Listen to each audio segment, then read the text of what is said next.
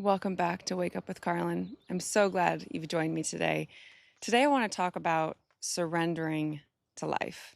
This morning I woke up, it was stormy, rainy, super thick fog. I have an umbrella above my head to prevent the rain from pelting me, but the mist was hitting my face. Dogs were barking. There were garbage trucks, gardeners. A cacophony of sounds was happening. And so I had to take a pause and just let things rest. As the rain starts again, just the magic of this life. Rather than fight against it, can we learn how to just lay back in the river and let it carry us through life? Let it bring us to new lands we didn't know that we were going to go to. Find magic in the unfolding. You know, we make these plans. We think that we know where we want to go, what we want to do, who we're going to become, who we're going to marry, or who our best friends are going to be for the rest of time. But things change. Things happen. People grow. They grow apart. They grow together. And we can't anticipate what life is going to bring us. And so much about this reality is learning to roll with the punches, go with what comes. Can we find the beauty in the redirection? Can we find beauty when things fall apart? There have been 2 times in my life where I felt like everything was crumbling, where I felt like I was lost. Nothing was working out. Everything was falling apart. Maybe my mind was a mess or my relationships were falling apart. And it felt like chaos, like my world was ending and exploding. But in reality, it was all coming together and I just couldn't see it. I just needed to give it a little bit more time. There's this quote in the book called The Order of Time by Carlo Rovelli. He's a physicist. It says, "The unpredictability of the world is maintained even if it were possible to measure everything that is measurable." We can have plans, but life may have other plans for us. I'm sure that if you look back at your life, you can see a number of circumstances where you thought you were going one direction and then something happened and all of a sudden, and you're headed somewhere totally different. And it's those redirections that are God or our soul or some order in this reality that's directing us to where we're supposed to be. I used to work in the corporate world. I was an account manager working in brand partnerships and advertising sales. Totally different than what I do now. But I was following the path that I thought was aligned with society, that my family wanted for me, that was impressive to the outside world. And I hadn't taken the time to figure out what I actually wanted. I hadn't given myself the spaciousness and the trust to really look at, okay, but what do I want? So I was following this standard path. I'd been an account manager for a couple years. I'd won awards. I did it right. I did it well. And the position above me opened up. And it would have been a natural progression for me to move up into the account executive position. I thought I wanted it. There was a part of me that was aligned with society's expectations that said, this is what I want. This is what I deserve. This is how I move forward in my life. But there was also this other thing inside of me that said, I freaking hate this job. I don't want to do this. My boss at the time, I would get super stressed at work and he would say, Carlyn, relax. We're not saving lives here. It's fine. But what if I want to have an impact on the world? What if I don't want to just sell pixels on the screen? What if I want to impact people on a soul level? Yeah, this job isn't saving lives, but what if I can help impact lives and make them better in my daily life? So I had this conflict inside of me, what would look good to society and what I actually wanted to do. But I didn't feel safe enough to actually explore this. And when the position was filled, it wasn't given to me.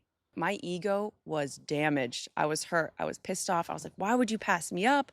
I don't understand this. But it was exactly what I needed at the time. My ego was damaged, but my soul was being guided. That's ultimately what led me to, if you remember the last episode, to my mental state just kind of crumbling. And then I started meditating. And that's what unfolded everything that's happened until today.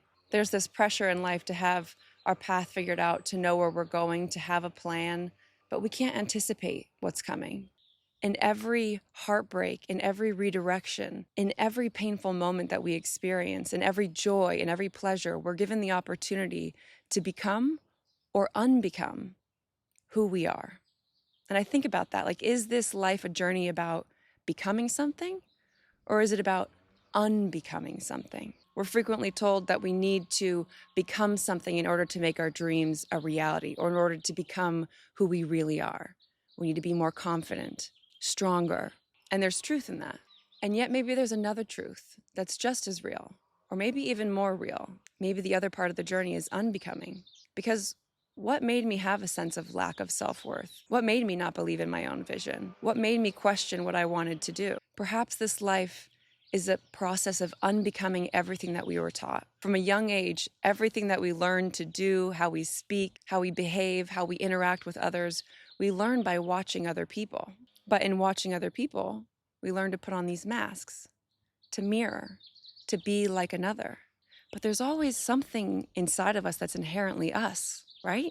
And I think back to the Gateway tapes about how when people were able to get totally calm and reconnect with the absolute, that's when they felt like they were really in touch with themselves. That's when they felt this sense of peace, this abundant creativity, this abundant joy in life. So while there is something to becoming who you were always meant to be, there's also a process of unbecoming every mask you've ever put on, unbecoming everything that you were taught to be, unbecoming the people pleaser, undoing the conditioning, unbecoming the belief that you're not enough, unbecoming the belief that you don't know what you want, or that someone knows better than you, or that someone has authority over you. Because maybe at your core, you already are everything that you're meant to be. And the real work is in remembering. Remembering as in you remember who you are, and also remembering, putting the pieces of you back together that were dismantled through doing what you felt like you were supposed to do.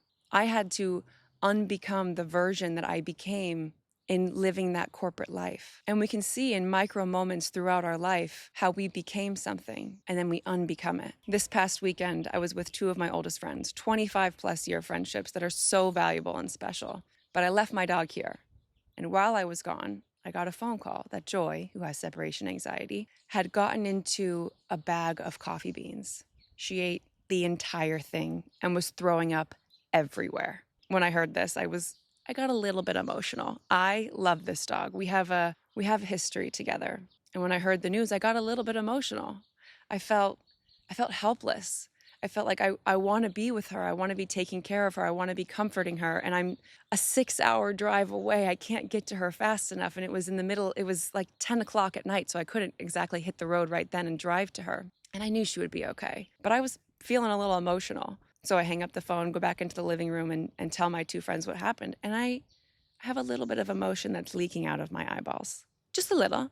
And as I'm telling them what's happening, I say, I know she's just a dog, but I feel so bad and I care about her so much. I know she's just a dog. I know she's just a dog. And one of my friends stopped me. She said, you keep saying she's just a dog. And that means that someone at some point told you that it wasn't okay for you to feel as deeply as you do, to have the depth of emotion or to have this level of connection with her. And I want you to know that it's okay. And it was in that moment that she said it that I realized exactly where that came from, where that feeling of being too much, of having too much emotion or too much connection to my own dog, the love that I felt for her, the way that I feel protective and responsible for her. I knew exactly where it came from. It came from unaligned relationships where I was told that I was too much, that my emotions were too much.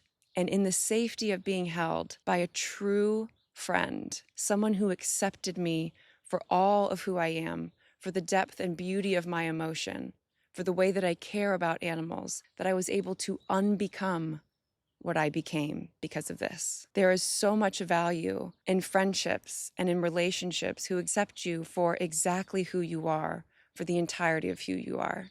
And it's nice to be able to think that, like, yeah, I accept myself. I am who I am. I love myself. But then when you go out and you move through the world, it's so easy to be conditioned. It's so easy to fall into the trap of fitting into society or wanting to fit a mold so that other people accept you. But the beauty of being who you are, of being seen, of being valued and loved for exactly who you are, not having to hide any part of you, is gorgeous. And there may be relationships in your life that fall apart because they tell you to shut down a part of yourself. But then you have these other relationships that celebrate you, that encourage you, that help you remember who you are, unbecome everything that you're not here to be, everything that you became in order to fit in. And we can drop those masks because the purity of who you are is so much better. And it makes life so much easier. That disconnection that I felt from working in a corporate job of trying to fit that mold that led to just like mental anguish and me falling apart. I had to unbecome what society told me to be, of what I felt like was impressive to society, in order to get to where I am today, living a life that I love. In every moment, in every redirection, we can find more of ourself, reconnect deeper with more of ourself. So this life, it's a journey of becoming and unbecoming. Are we always the entirety of who we are? We just have to take off masks? What do you think? I can see validity to both points, becoming and unbecoming. But if at our core, if we are our soul, if we are truly connected to the absolute, to the infinite, to the divine, then are we ever anything less than the entirety of our being? You understand what I'm saying? Is life about becoming something more? Or is it about peeling back all the layers and returning to what you already are and you always have been? Maybe it's both. Maybe you become who you are by unbecoming everything that you're not. I worked so hard in that corporate job to prove myself, to get to the next level, but I was miserable. And it was in that struggle, in that uncomfortability, in things falling apart and not getting the promotion, in relationships falling apart, that I realized that I have been worthy this entire time. I just had to remember it. It was that feeling of unworthiness, of the feeling that I was unwhole in myself, that I tried to force myself into these molds, into relationships and friendships that weren't really a fit, into a job that wasn't really a fit. But when I stripped all of that away, when I let go of the conditioning of what I felt like I was supposed to do, when I took the pause to really reconnect with myself, to figure out who I was, to reflect on my life, like in the Gateway Tapes, when I reflected on everything that I've been through, looked at the truth of who I was, of the masks that I had put on, I was able to take them off, and I was able to unbecome to become who I am. I've been listening to the Telepathy Tapes podcast. You may have heard it on social media. If you haven't listened to it yourself, I highly recommend. It's absolutely fascinating, and it kind of ties in with this. I'm only like 2 episodes in, so I have a lot more to learn, but there's something that really stuck out to me. Just a quick background on the show in case you don't know. It's a study that follows autistic children and nonverbal people, and their family members or their teachers have realized that there's something fascinating going on, that they're telepathic, or there's some sort of mind melding and mind sharing that's going on between these nonverbal individuals and their caregivers. Throughout this podcast, they interview a bunch of different kids who are autistic and nonverbal, and they give them a series of tests to prove, are they actually telepathic or what's going on here? They'll have the child sitting here, the caregiver over here, facing in different directions. All the reflective surfaces are covered, and this person will look at a word, and this child will be able to tell you exactly what this word says. Or they'll use a random number generator, show it to the caregiver, and this person will be able to directly say what the number is. And there's one boy who I find super fascinating. I think it's in episode 2. One mom was downstairs watching a movie. Her son, who's autistic and nonverbal, was 3 stories above. She goes upstairs to tell him about the show that she's watching, and the son interrupts her and says, I already know, and was able to tell the mom the exact plot of what was happening in the show. This kid was 3 stories above. How could he have seen that? So in one experiment, the kid is blindfolded. There are popsicle sticks of different colors laid out in front of him. Red, green, blue, purple, yellow, something like that. And he's given the task of sorting the popsicle sticks by color into each of these individual piles. He's blindfolded, and he does it with 100% accuracy. So he's sitting there and he's moving all the sticks, and somehow they become perfectly arranged in these piles by color. And when they ask him how he did it, he said that even though he's blindfolded, he can still see the entire room. At one point, he says this really fascinating line through his little typing machine. In his world, everyone communicates non-verbally. What does he mean? In his world. In what world? What world is he tapped into?